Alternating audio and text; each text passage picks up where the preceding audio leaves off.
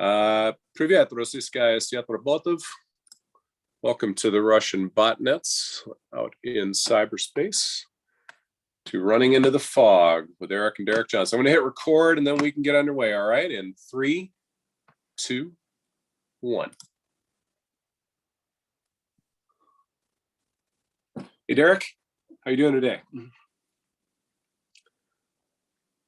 Oh, did you lose your audio? My mouse decided it wasn't going to work, so I had to go to the keyboard mouse and unmute myself. Got it.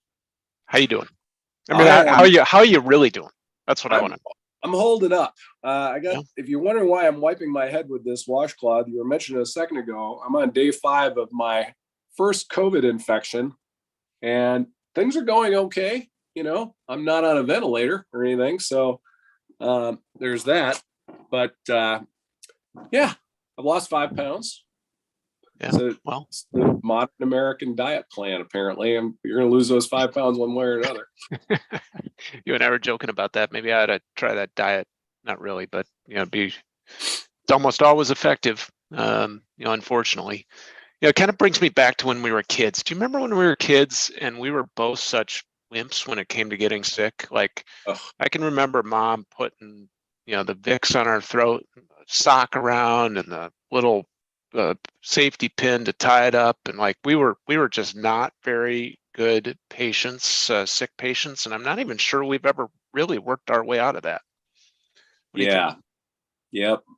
I'm a total baby when it comes to being sick. I just don't. I roll up in a ball and just moan to myself softly until I lose consciousness. Usually, wake me up in a sweaty ball a couple days later and shower me off. Yeah. Well, these 10 people didn't gather here today to hear about our childhood sicknesses. So, let's get rocking. Right on. Well, we've got a really exciting guest today, a good friend of mine, and I think will be a good friend of yours too, Derek, Mr. Zach Henderson. Zach, welcome to Running into the Fog with the Johnson brothers. How are you doing? Good morning, good afternoon, doing well. Thanks for having me. So about a year and a half ago, I was telling Derek that, I think we really need to start investigating the Web3 technology stack and how that has implications on intelligence and how we do what we do. And Derek said, "You mean like cryptocurrencies, like Bitcoin and stuff?" And I said, "Yeah, sorta, but more on the non-fungible smart contracts side of things." And Derek gave me the look he often gives me when I have a harebrained idea, which is, "All right, Eric, you go exploring and tell us how that goes. And, if you think we still need to pursue it, after a few months of study, come get back to me." And a lot of that was because of you, Zach. So I thought it'd be super fun for you and Derek to meet each other here today. And as you may hear, my voice is probably not going to last this full hour, but I'll try and make it last as much as possible. Quick note for our audience: if you are on social right now watching us, as many of you are, I see from my dashboard, please go over to openrecon.com and register to join the Zoom bridge, and you can become an interlocutor potentially in the second half. This first half we call Unthinkable, and Zach's going to tell us about himself and his background and sort of why he is who he is and what he's doing. And then we're going to cut that social stream, say goodbye to the folks on social, and we're going to have a little more intimate, unspeakable discussion in the second half. So that involves bringing on as many as 3 interlocutors from our audience, and we're accepting volunteers already. I see we've got a couple of the usual suspects out there that I'm sure will be fantastic interlocutors for you today, Zach. So with that, Derek, I'm going to do some background work here. If you wouldn't mind kicking things off with Zach, I'd really appreciate it. That sounds great. So Zach, when I think about cryptocurrency, I am still a Luddite when it comes to really truly understanding it. And maybe that represents several of the people on our live stream today. I invested a very small amount of money in a couple of cryptos, Cardano and Sheeb. And let's just say my market value is a little lower, shall we say, than my cost basis, but didn't get out over my skis too far.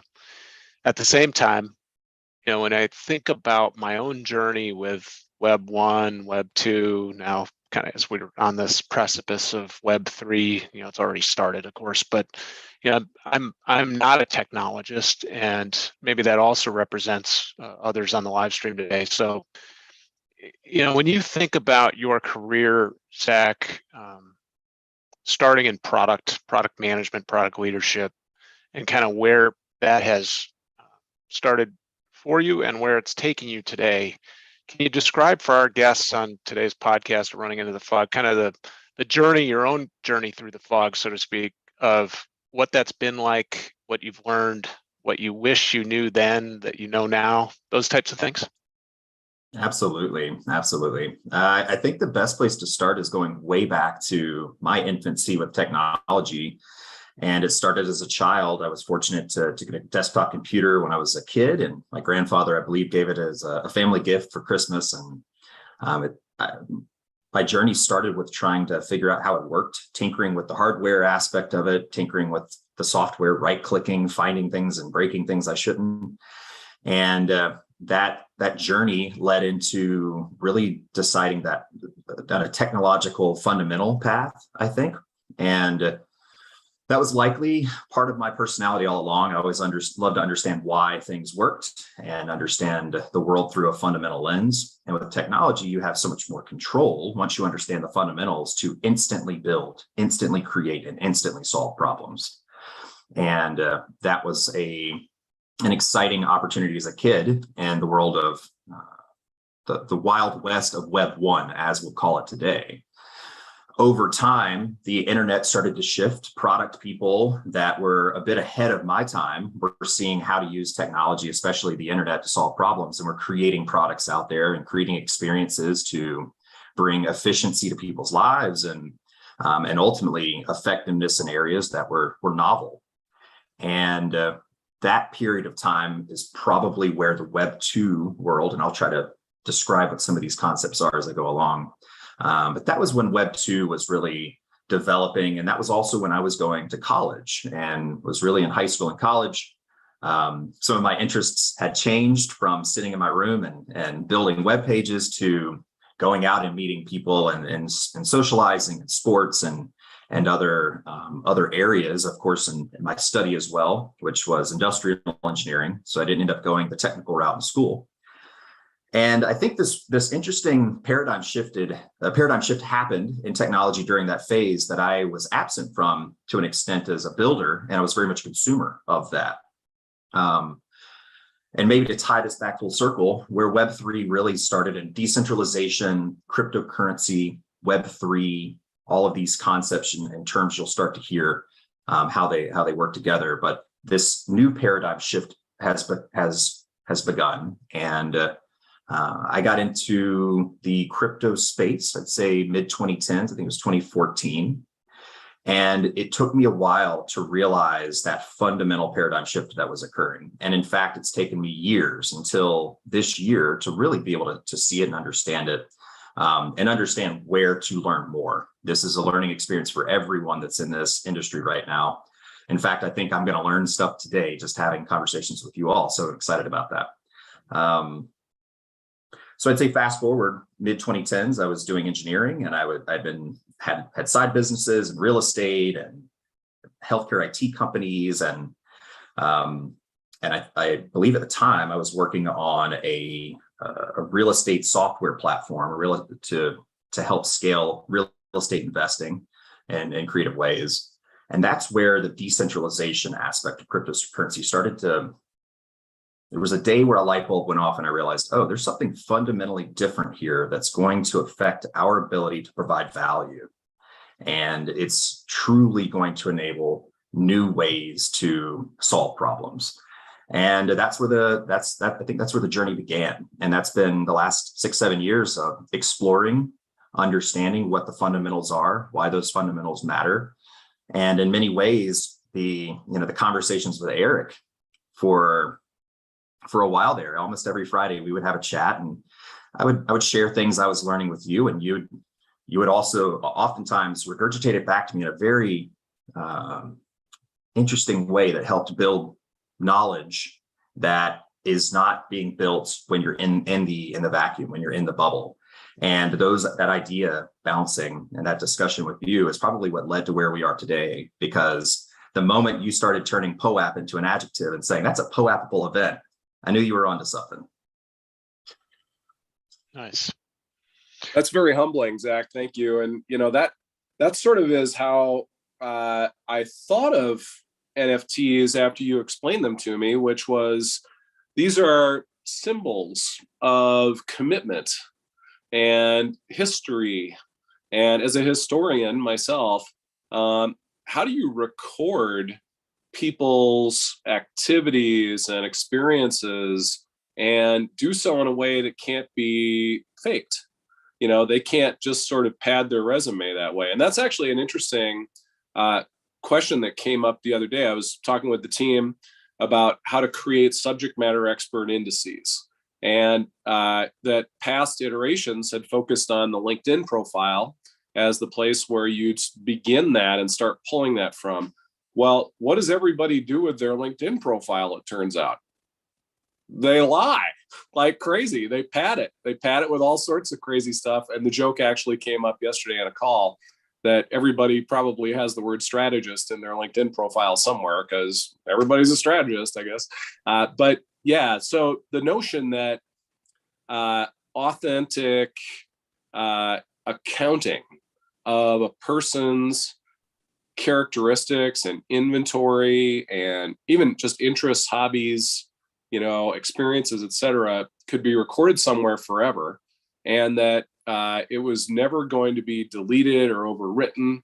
It might be changed and updated. There might be new things that are added, or there might even be, trading that takes place. That notion was completely foreign to me. And so in the last year and a half, as Zach knows, there's a ton of innovation going on there that I think will benefit from a lot in the intelligence world.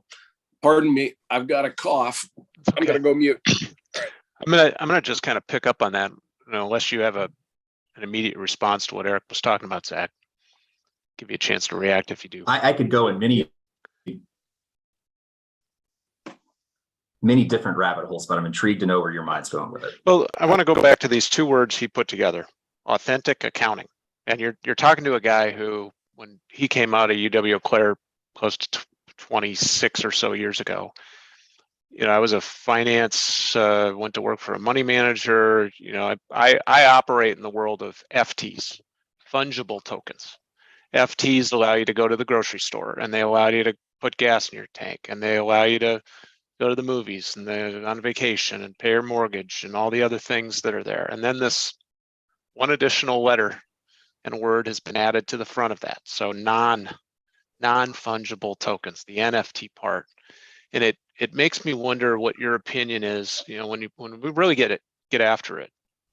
How do we take the presence of the word non in front of fungible to drive to that point of clarity someday? Because I'm sure I'm not the only one who's confused by how NFTs actually create value that is exchanged for something that us humans can use at the grocery store or the gas station and such, right?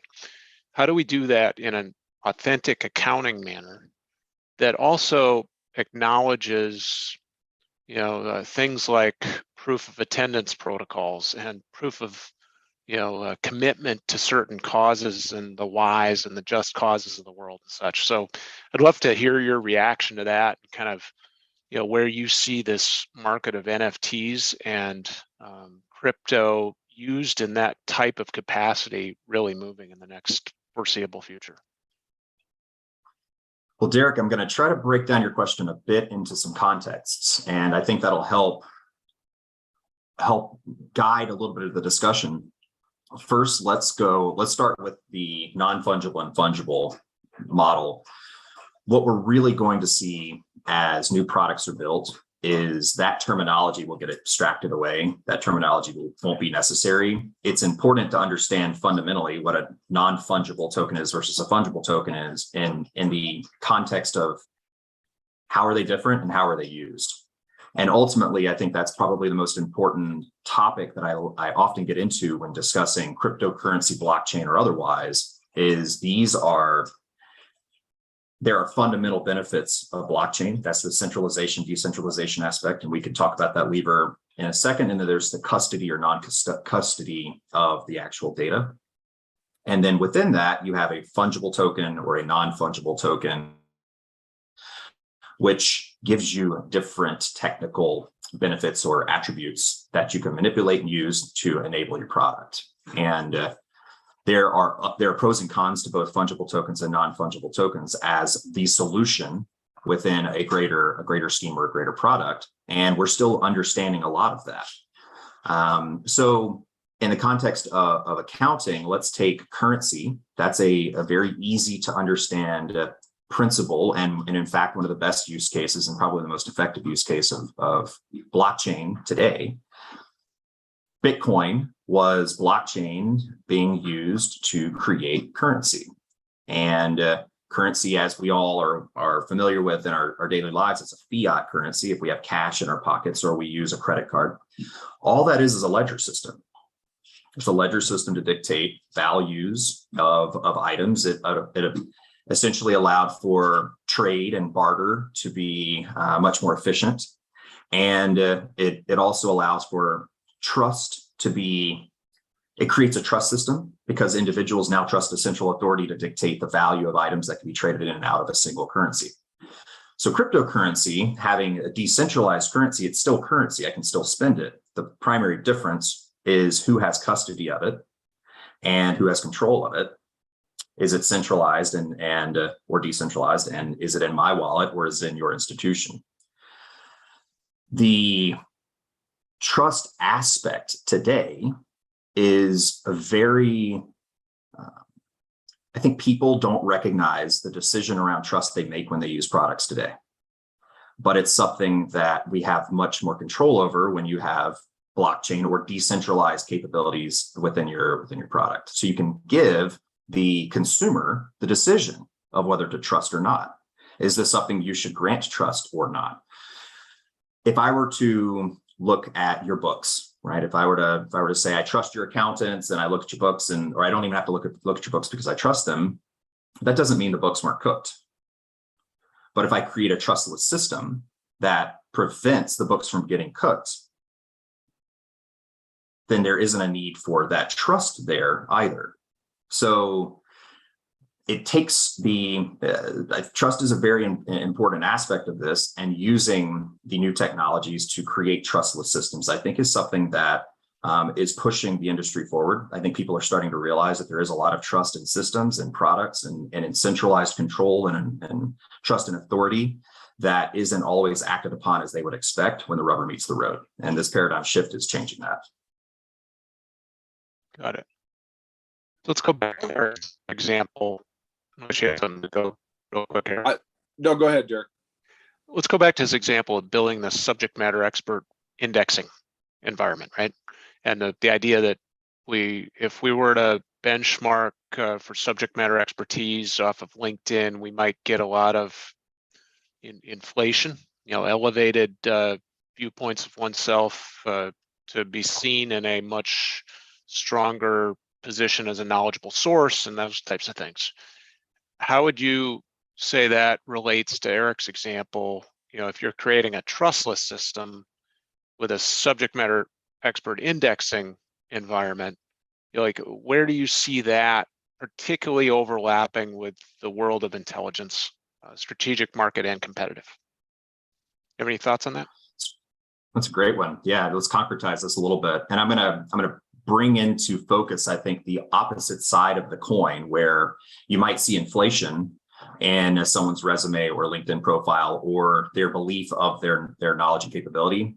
I've often worked with individuals who I've found to be the most capable, most intelligent, most successful that are incredibly modest, and they undervalue and underappreciate and then underarticulate their capabilities. And so I wouldn't want to trust that either. The trust but verify idea is really inefficient. Why should I trust but verify if I could just verify or if I could just trust? And I think with NFTs, we'll take a really good example of using NFTs here to show how this changes. The QR code on the screen here is for a POAP, and that stands for Proof of Attendance Protocol. If I scan that, I receive an NFT into my wallet that stipulates I was here, that proves that I was here. And that is held by me in my own decentralized wallet. So I have custody of that. No one else has custody of that, and it's decentralized. So in the future, if I were to ever need to prove that I was here, I could essentially authenticate with my wallet and prove that. So let's extend that a little bit. There's a great organization called GitPoApp who's built an integration with GitHub, and projects on GitHub now that enable this. When changes are made to the repository, you can automatically mint a GitPoApp that represents the stake you have in that project, the effort you put in. So what would it look like in the future to hire a developer? Would I rather see their resume or their LinkedIn or something else that someone else might have said about them? Or would I rather just look at their wallet? If I look at their wallet, I can immediately see the code they have submitted on GitHub. I can look at how they wrote their code. I can look at the robustness of it. I can ask them specific questions around why they did it the way they did it. Would that be a better representation of who they are? I think it is. Are they in complete control and have complete custody over that? No one else can manipulate it? Yes. Is that better than what we have today for both sides of that equation? I believe so. Very interesting. I was going in a different direction with it, Derek, but what Zach just described there is taking control back from the middleman in all things, and really putting counterparties to any contract in true control of their side of the contract. And so I find smart contracts, to be a fascinating innovation that takes human frailty out of governance pretty much entirely. I'm sure that human frailties can be seen in how smart contracts are designed, perhaps. And so it sort of has a vestigial nature there. But talk to us a little bit while we've got 5 minutes here before we start getting interlocutors. And Terry Thiel, I think you're number one for Unspeakable here in the second half. Talk to us for the last 5 minutes here about smart contracts and how smart contracts really remove human frailty from governance of institutions, issues, transactions. Well, there are a lot of transactions that happen every day that rely on subjective contracts, and those are less obvious of how they may be improved. But I think there are plenty that occur with objective contracts that we're still manually executing, and that's really where the value comes, is what manual execution of the existing contract is taking place that must remain, and are we able to codify all of the human activity that's happening within these existing contracts. You'll start to see smart contracts leveraged probably most in the higher value industries, at least I'm thinking you'll see it in real estate. You'll see some of the existing transaction models where there's a lot of slack or waste. We'll have, and because of that, a lot of money is made by all of the middle parties in that. You'll see that start to change quite a bit from smart contract. But again, one of the benefits to smart contracts is I can open that contract and I can read it.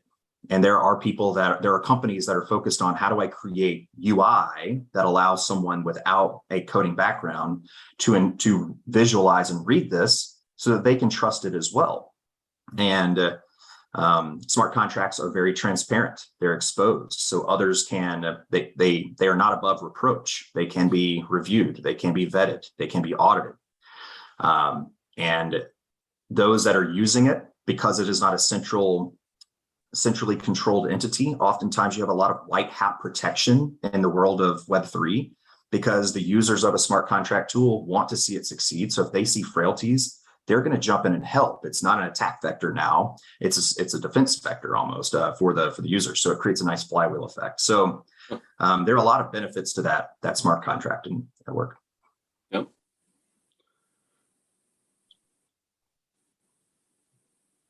We got a couple minutes here until I think we invite Terry on as our first one. What else would you like our listeners, Zach, to know about the world of Web3 before we go into some questions? And I guess I'm wondering, at the pace of change, how fast, I'm not quite 50, how fast will we move through Web 3 to get to Web 4 and 5? And like, where does it end? Is it even possible to forecast where the different variations of the web concepts end, at least within our lifetime?